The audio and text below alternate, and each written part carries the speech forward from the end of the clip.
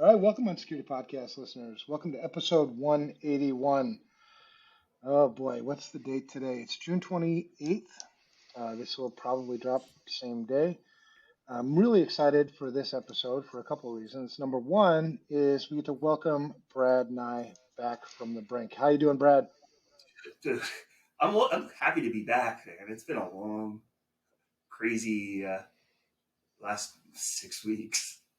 Yeah, man, I'm so happy to see you and happy you're back. And we were buying time. I had a number of people reach out to me over those 6 weeks, inquiring about you and how you're doing. And um, What's, it's well, it's all I kept telling him was he's fine. He's taking yeah. care of things. He's going to be back, and we'll be good. Well, I should have been back 3 weeks ago, and then Oscar and I were at Gartner conference, and I got COVID, and it knocked me sideways, man. That sucked. So yesterday was really the first day where I wasn't just dragging. I was able to get a little bit of work done last week, but yesterday's the first day I felt like, all right, I can actually focus, and I'm not hacking up along. But yeah, I'm happy to be back. It's awesome, man. And the guy who's been filling in for Brad for the last 6 weeks, Mr. Oscar Minks, is here. Hi, Oscar. Hey, good morning. How's it going today? Not too bad. And so this is kind of a bittersweet show for me. It's sweet because I think going forward it's going to be awesome.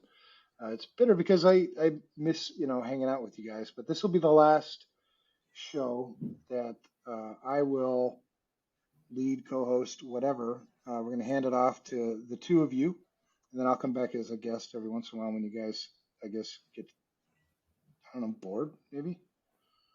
If one of us needs a vacation. Yeah, right. One of you needs a vacation. It's like, well, somebody call Evan. I have been trying to get a hold of him. Where is he? It's on the beach scuba diving. Damn it. I might be doing that. Maybe we just make a recurring segment, and it's the Mexico musings with Evan or something There like you that. go. And every couple weeks you pop in and tell us how things are going. I love it, man. See, you guys already have better ideas. Well, and that's another thing. I mean, it freshens up the show. When you have the two of you, leading it. It's been a phenomenal 180 episodes. I think I've only missed maybe just a couple, maybe two, maybe three. Yeah, not a whole lot. Up until this last 6 weeks, we were doing pretty well. We really were. Yeah. What's the when was episode 1? Do you remember? In October of 19. October 19, 2019. So almost 3 years ago. It's been almost 3 years. Now, do you remember that first podcast? Yeah, we did it on a Sunday, and it was weird. We didn't have that flow down. There was no there was awkward pauses, and I'm just trying to figure out how it would work. Yeah. What did you guys talk about? Do you remember? Security, probably the basics. Same thing 3 years later we're talking about. Yeah. Well, and it was funny because we've, over the years, because the original purpose for doing the podcast was so Brad and I could just visit once a week, right? We, visit once an hour a week. So the first, I don't know, 160, 170 shows were all an hour long. And sometimes it was just Brad and I catching up, like, how you doing? What's new? How's the weather? And so you'd see ratings, on the podcast reviews of 1 star, where they'd be like, just get to the point. And I'm like, I don't care if we ever get to the point. That's not the point of the podcast.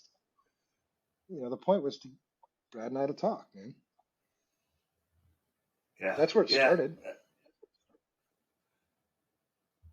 Yeah, people keep asking, well, why haven't you monetized it? It's again, that's not the point. That's not what we're here for. We're just here to chat, and here's our takes, and here's what's going on. Yeah, totally. We've done the podcast from Bulgaria. We've done the podcast from New Orleans. Hotel room in New York. Yeah, when you and I sat, we were both on a project working at the same Yeah. time. And yeah, we were sitting in the, I don't know, the living room or wherever on the couch doing a Yeah. podcast. I've learned a lot over the years about podcasting, and now I've got, and I'm in the office today, so I didn't bring, the rig. I got a new microphone. Mm. It's pretty badass. You saw it, Oscar. What'd you think? Yeah, it's pretty dope. Did you get that preamp for it yet? I did. Nice. I don't know Yeah. how to use it, but I got it. Yeah, I can help you with that too. There you go. When I saw Tyler this weekend, Yeah. and I was telling him, that I'm gonna start learning how to play guitar here, and he said he played with you, and I'm like, so is Oscar good? He's like, yeah. He said you just picked up his guitar, you just took his guitar, and we're just going to town, man.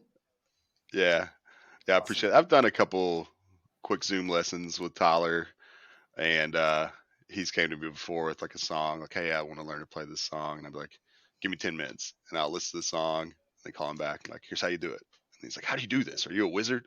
It's like, no, man, just been playing a whole lot since Repetition, I was a right? kid. Yeah. Yeah. How long have you been playing? Since I was 13 years old, so if I could math, um, Way a to admit. while. What I Yeah. like to say, more than I'd like to admit. Yeah. Mhm. Yeah, and it comes like in my whole life, it's been like waves where, like right now, like, you were asking me this, I still pick up my guitar 2 or 3 days a week and a lot of noodling now and um, just kind of playing around. But there's been a lot of spurts in there where it's, I'm playing every day for an Oh, hour or more, a couple hours sweet. every day too. And it's like waves, kind of like our, influx of cases on the IR team comes in waves, but I There you always go. enjoy it. It's always relaxing, good release. I have mine sitting right here with a ukulele that I bought to learn how to play that because I used to play in high school a lot, but I never learned properly. I just learned to play the songs and figurines. So like you tell me a chord, I'm like, I don't know, but I can kind of pick apart the song and play the sheet music, which isn't the right way to learn, but Yeah. it is what it is. Can you spell Yeah, I ukulele? learned Hmm? Can you spell? UKELE. UKELE? LE? Something like that? I don't know. Ellie. It's honestly, I got it because looked like fun and I knew it would annoy my kids. We are highly And skilled it's information honestly, security experts, not grammar experts. Yeah, we're not grammar experts. no. And I'm not a musician, but I'll still Not yet. pluck along. Not yet. I'm gonna Ukuleles are learn though. fun. I'm gonna learn how to play some. I saw Metallica. So what do you know about Musician? Is that a good app? I haven't used any of those platforms. Like I said, I started, when I was 13 in the very, very early days of the internet. And so most of my learning was like literally putting in a CD, listen to that music, and then trying to Hmm. use my ear to match what that music was playing. And I had a couple of like chord charts, so it showed me different chords and scales, and that was pretty much it. But I can say, like, I've talked to a couple people who have tried Musician, and they say positive things about it. But I personally can't say yay or nay on any of it, unfortunately. I was using, I'd have to look it up. I'll find it. Uh, I I can say like security. There's no easy button guitar playing either. Like it just no, takes practice and I dedication. did. I got Ultimate Guitar for iOS, and then you can plug your guitar into the iPad. See that? Yeah. Learn to play with Metallica. Nice. Oh yeah. Yeah. Metallica was the first. Nothing Else Matters was the first song I learned how to play on guitar. Really? Nice. I'm super excited to learn how to play. So that'll be fun. What you talked about IR this week, Oscar? How's IR been this week? Have you been slammed still? Yeah, it's been good. Steady as it was last week. Good. And steady is good. The team's, I mean, just kicking ass on these projects too as they come in and doing great work. Um, but yeah, not a lot's changed since last week. Still steady and good. we're a week away from July 4th. Does that make you Yeah, nervous? this for sure. And it's more so not the week away, but as we get closer to the weekend, the Thursday, the Friday, Saturday morning. That's what makes me Yeah. nervous. Who's the poor Um, guy on call? uh, I don't know who's on call right now. I'm not gonna, I yeah, don't envy call them that out either person. way. Yeah. If Yeah, it's we busy have enough, someone on call. And, yeah, if it's busy enough, yeah, everybody ends up being on call. for sure. Yeah. That's the Oh thing. yeah. Maybe there's one guy, but if we have a major event like we've seen Yeah. before, then Everybody's it'll gonna be jump in. takes a village, so everybody chips in and we'll get through that. One of the Yep. things I'm excited about is with you guys taking over the podcast is, like I was saying before we started, I've never listened to any of them. And now that you guys start recording them, I will listen religiously. And I look forward to what you guys bring to the table, because there's, I don't know if you ever feel like this, but sometimes when you're in the conversation, you're like, I feel like I'm influencing the conversation more than, maybe not Hmm. more than I should, but I'm influencing the conversation for sure. So what happens when you put Brad and Oscar in the same room together to talk about security? I'm excited about what I'm going to learn from you guys. What we've learned is that we get worried about getting thrown out of the Gartner session if we're in the room together. The cool thing is we can't get thrown out of here, True. so I think it's Evan's going to just be to great. randomly jump on and keep one of us out for something we said the previous week. Yeah, Nope. I don't I'll put it in agree. the comments.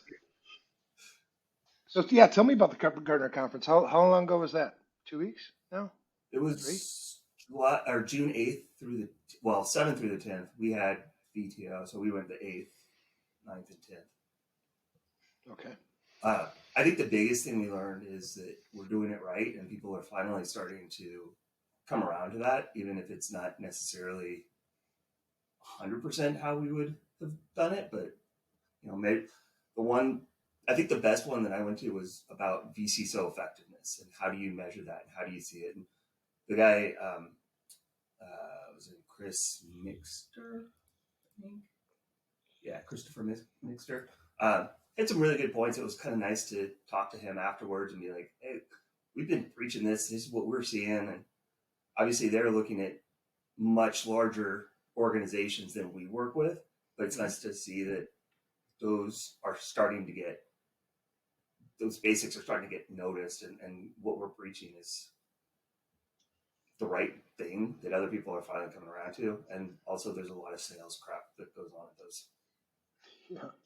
I was just Yeah, had I just the meeting that went over this morning that made me late for this was with John Harmon and a guy named Nick Hernandez, and we were having breakfast talking about some of this stuff, talking about what we like and what we don't like about the conferences in our industry, whether it be Black Hat, DEFCON, RSA. I mean, there's no shortage of 'em, Gartner, and just how they're all, some of them started out like really good with noble causes, and then somewhere along the line, money took over, and it's vendor after vendor after vendor. Scan your badge, Mm-hmm. scan your badge, scan your badge. You know, it's frustrating because and that's why I don't go to conferences anymore because I don't want that. I want to go to learn something, to share something. I just seems like the security people's voices get drowned out more and more.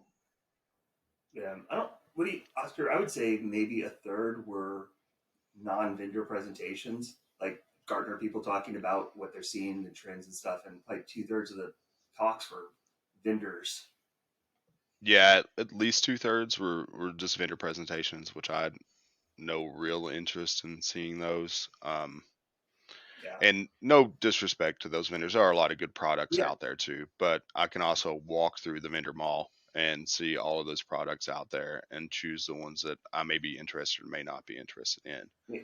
I don't need Um, case studies. yeah, if I want to know how to get it, I would say like kind of going back to like my thoughts on the conference.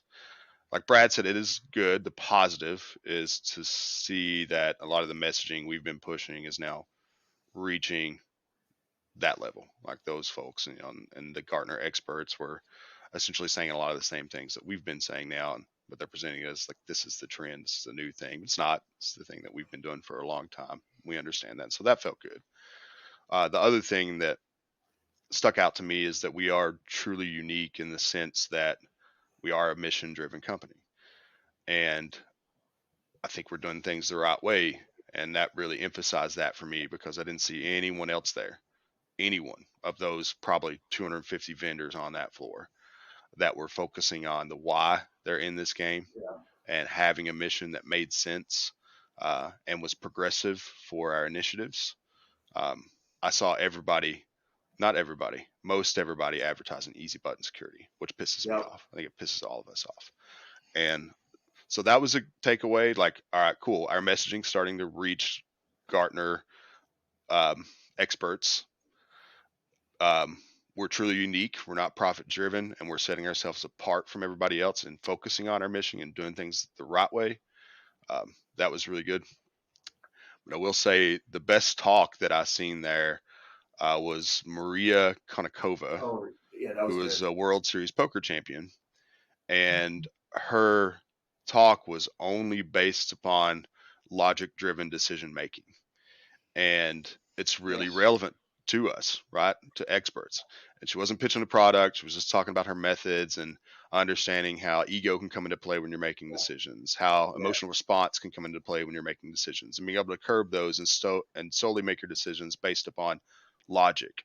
And I thought that was a really great, Yeah. fantastic talk.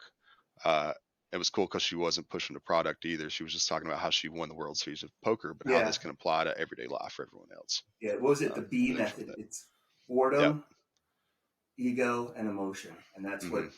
and if you, yeah, that was, and it really hit home too, because it's like, oh, yeah, no, it made so much sense. Mm-hmm. Do you know if her talk is recorded? I'm sure, yeah, I'll see if I can Yeah. find it. I'm sure it is. I've got the page up, so So I'd love to watch that because that's what so much of security is, right? It's logic. It's like Mm-hmm. what makes, I mean, we say certain things and then people are like, wow, that's really wise. It's like, it's just logic. It's just thinking, Right. right? Being able to think things through. Like I can't protect the things I don't know I have, right? That's logic. Well, Yeah. then shouldn't that be enough to support an asset inventory? And you guys had talked about, one of the talks you guys were at where you almost got kicked out of was you don't need threat feeds, just you don't need an asset inventory, just get a honeypot. Right.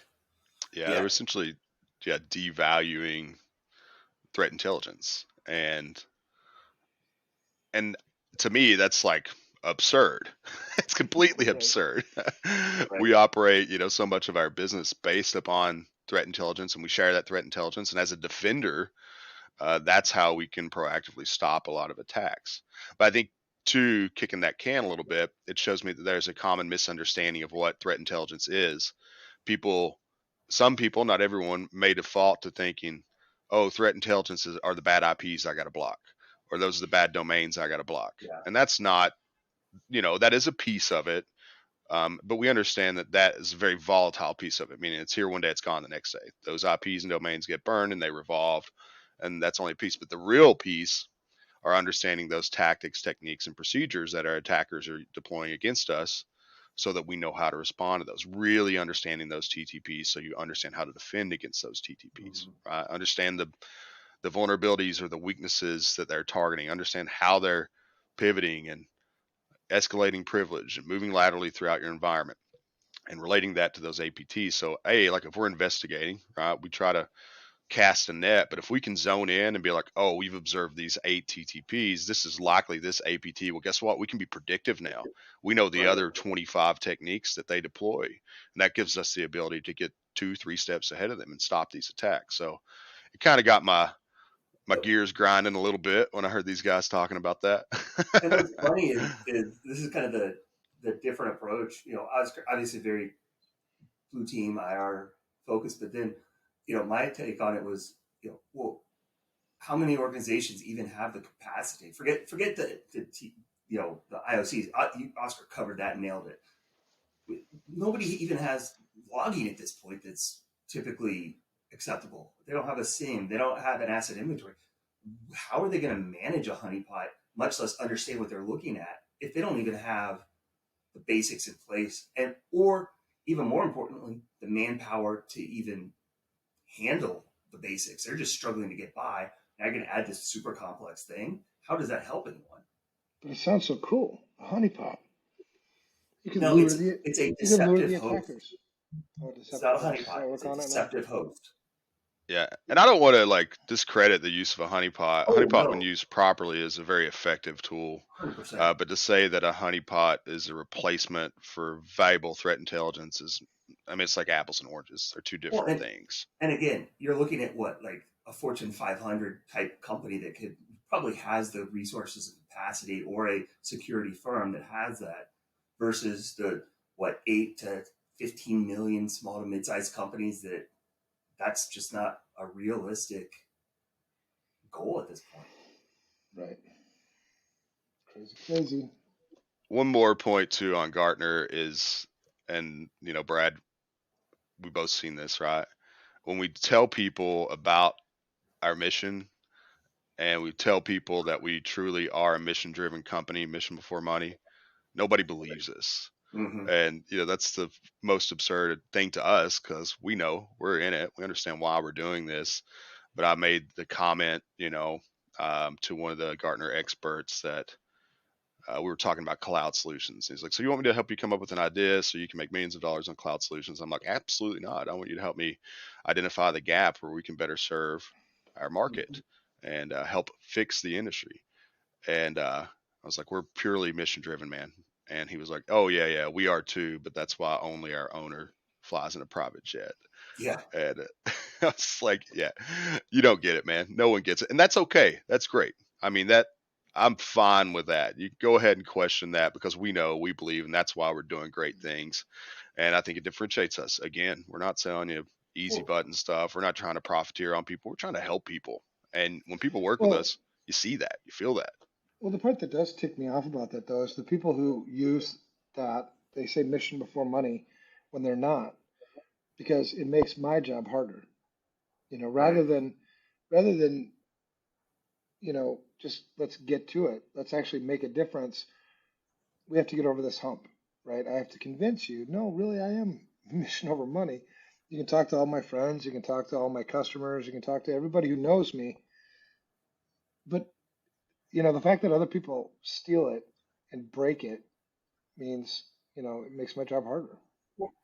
Or they say mission before money and mean it, but their mission is not noble, or hey, our mission is to make the most money possible.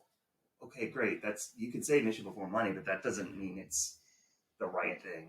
Or the I'm a mission, bank. Mission yeah, before money. As a Right. bank. yeah. Well, I mean, we see it even with employees that we bring on, that they're like 3, 6 months later, they're like, okay, so when's the reality hit? And it's like, no, it'd be 6 years and just under a month, July 25th, and it doesn't change. This is who we are. Well, that brings us back, full circle to the, handing off the podcast to you guys. There was a time in the podcast, as we went from episode one, which was actually, I just had it here. It was released, crap, I just Is it had it. November of 19? Yeah, it was, holy buckets. I was close. Forget about it. I hate when you go to websites and you hit the back button and it doesn't maintain, where you were. Anyway, it was a long time ago. Uh, but, it's finding people that you can trust with the mission, right? This mission means everything, right? Because it's not about me, it's about people, it's about serving others, it's about doing right by them in a place and in a market and in a world where it seems like everybody's out to get you. Everybody's out to what can I use this relationship for? Can I make more money from you? Can I steal from you? Can I use you? I mean, the mission has always been super important for that. And then you find people, every employee who works here, who gets it, who has a heart for serving others, who cares about others, who loves others, who wants to be better, right, than the dirty, crappy stuff that we have, that we deal with every day. And when you find them, it's like you let them run, like John Herman running, FRSecure. He's awesome, amazing in every way. Every time I get a chance to hang out with that dude, it just makes my day. And then you guys, right? Now you guys get to take this Unsecurity podcast, and then there'll be a day, maybe it's episode 280, 360, 400, whoever, I mean, whatever, where you'll be handing it off to the next person.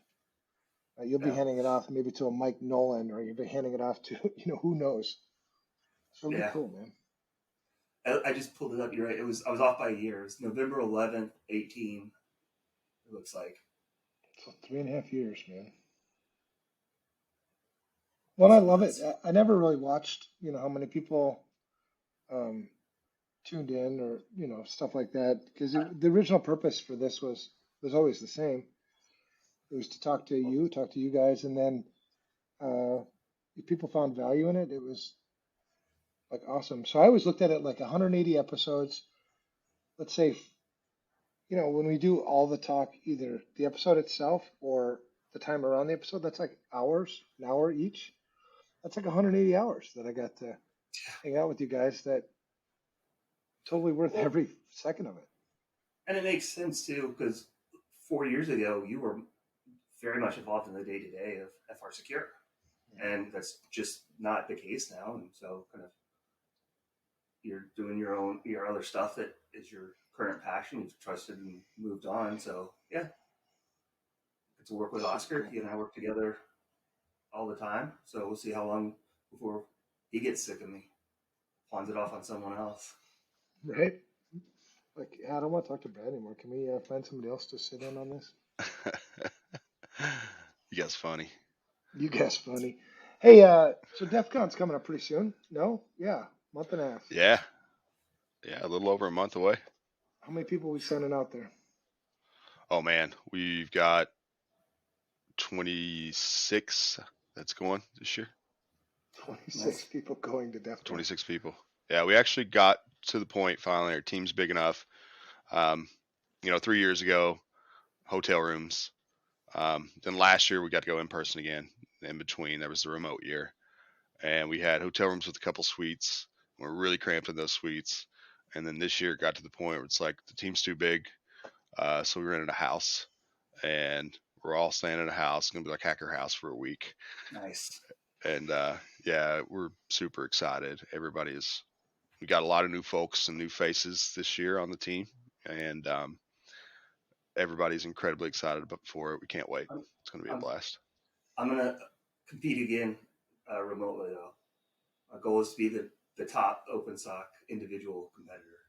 Second last year, so Awesome. That's cool. You guys should do a podcast from Hacker House. Yeah, that'd be pretty dope. I think we can make that happen. We'll certainly make that happen. oh god, it's gonna be Oscar with like 20 people behind him harassing him. We'll probably just have like quick fire, let folks come on. Everybody gets a couple minutes to give their spiel, introduce themselves, tell their favorite thing about Hackerfest, DEF I CON. like that. That's a good idea. Do a lot of fun stuff. That's cool. Are you guys? So I assume you guys are competing in some CTFs. Yeah, we are. We haven't officially declared which ones we're going to compete in this year. The schedule's still being released. Typically over the next 1 to 2 weeks. By the time we get to the middle of July, they'll have all the events up, and then we'll start, picking the events and trying to figure out our team structures and all that good stuff. I will say one thing we're focusing on this year too. Everybody always asks me when we get back from DEF CON, like, how was DEF CON? How was DEF CON? It's like, I don't know. We were just CTFing the entire time, and literally working nonstop for days. And so now our team's getting to the size where I think we want to be a little more thoughtful in the approach to say, let's compete, but then let's also get you guys in the conference to enjoy some of the stuff, to see some of the presentations, to interact with people, meet other like-minded folks, have some fun. And so that's going to be one of our focuses this year is balance. And I mean, that's something big that we focus on at FRSecure anyway, right? It's our work-life balance. And I think we go there and we all get so excited we forget about it that we put in 18 hours a day of work just a different kind of work. And then when we get done, and it feels great. I mean, it really does. We're like, oh man, we missed everything at the conference. So maybe this year we're going to introduce that balance. We're saying that, but then let's see how everybody reacts when we get there and we got CTFs and everybody's like, okay, maybe I'll skip it. But Yeah, that's the goal right now. So it's a try to have some tough balance for balance folks. Yeah. because those talks can be super valuable, but at the same time, that experience and camaraderie and team building with CTF is, I mean, how do you replace that? Yeah. The goal is to have both this year. And Right. we'll see if that's possible. But the camaraderie that's the main thing. I mean, we've have such a close group, a tight knit group. And after this experience, every year we grow tighter and we forge more relationships and more connections. And it's great for our new folks too, because they really get that chance to interact, spend, almost a week together. And everybody just comes out feeling like our family has grown, you know. That's awesome. Well, and then eventually we have to get you, Brad, down to Mexico, you and your family. Yeah. And Oscar, we need to get your team down at some point.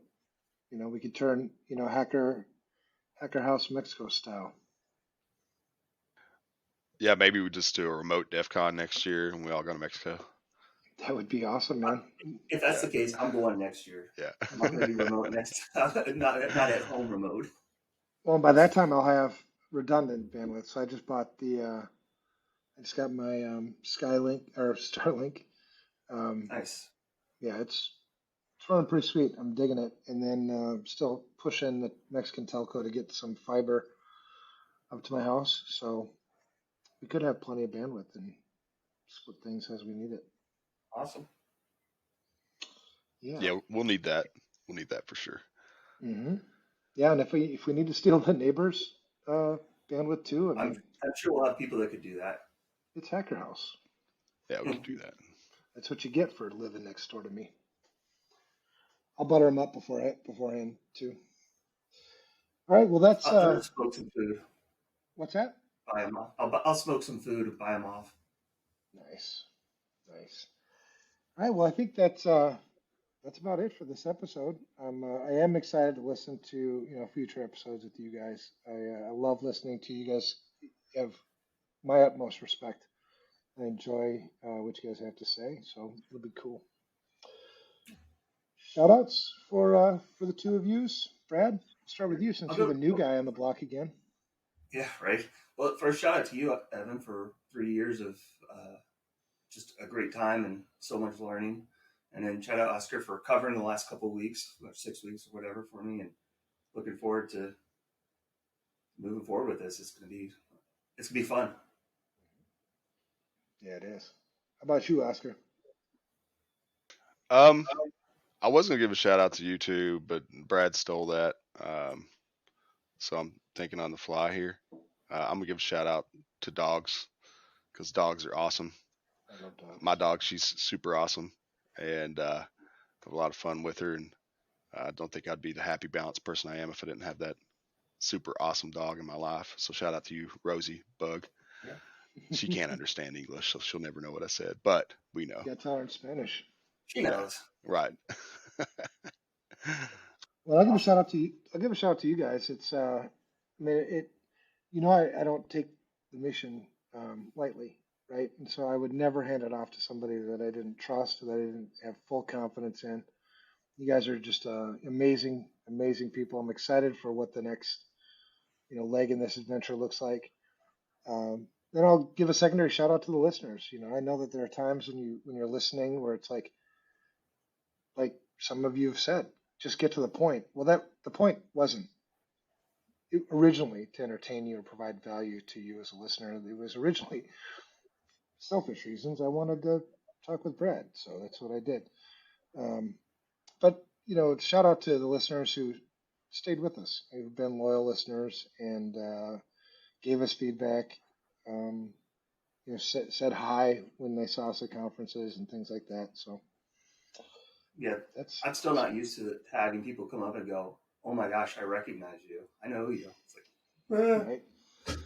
But to your point, Evan, real quick, I think for the listeners, I don't think that there's going to be a fundamental change in the overall feel of the podcast. It's just going to be Oscar instead of Evan. Mhm. So Yep. if you like what you're listening to, it's just going to be more of that with a Southern That, twang. I've always said this. Oscar is version 2. He's the upgrade. I mean, look at him. Plays guitar better. The He can hack upgrade. better. Yeah. He's the new Whatever. I don't improved know about version. that. I And do then appreciate Brad's the new your kind version for words, the though. other side.